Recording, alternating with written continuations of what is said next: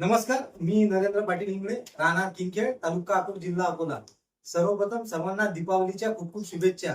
जाणून घेऊयात विदर्भाचा आणि संपूर्ण महाराष्ट्राचा हवामान अंदाज. आजची दिनांक आहे 21 ऑक्टोबर 2025. आज दिनांक 21 ऑक्टोबरला अकोला जिल्ह्यातील अकोट येथील उत्तर भागात म्हणजे मध्य प्रदेशच्या बाजूने सातपुड्याच्या पायथ्याशी असणाऱ्या भागात आज हलक्या स्वरूपात पाऊस येणार आहे. तर संपूर्ण महाराष्ट्रात आता नेमकं वातावरण कसं असेल तर 22 ऑक्टोबर ते 30 ऑक्टोबर या कालावधीत संपूर्ण आठवड्यात पावसाचं वातावरण आहे. पाऊस हा हलका मध्यम स्वरूपाचा असेल, काही ठिकाणी पेंडकुनी तर काही ठिकाणी हलक्या स्वरूपाचा तर काही ठिकाणी मध्यम स्वरूपाचा रिमझिम पाऊस राहील.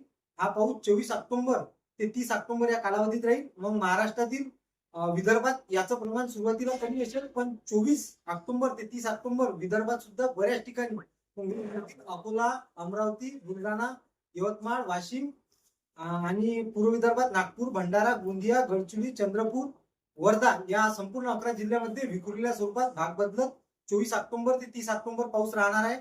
तसेच उत्तर महाराष्ट्रामध्ये नाशिक, धुळे, नंदुरबार आणि इकडे जळगाव, खान्देशचा भाग या भागात सुद्धा विखुरलेल्या स्वरूपात 26 ऑक्टोबर ते 30 ऑक्टोबर या कालावधीत पाऊस राहील.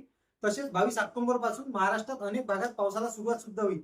आज सुद्धा स्थानिक स्वरूपाचा पाऊस अनेक भागात महाराष्ट्रात सुरुवात झालेली आहे.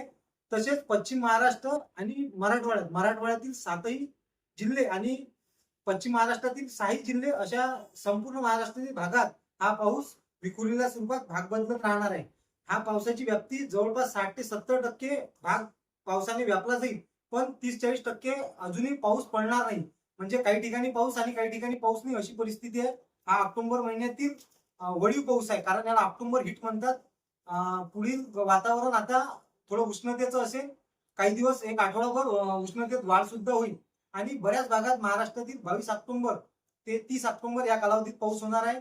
तरी शेतकऱ्यांनी आपल्या शेतीचं कामाचं नियोजन करून घ्यावं, कापसाची वेचणी करून घ्यावी आणि सोयाबीन जर आपलं काढणी केली असेल तर ठीक, नशीन काढणी केली असेल तर सोयाबीनची गंजी झाकून घ्यावी. हा अंदाज शेतकऱ्यांपर्यंत पोहोचवावा. हा अंदाज मी माऊली कम्प्युटर सेंटर, चौटा बाजार येथून तातडीने देण्यात आला. आपल्या सर्वांना धन्यवाद.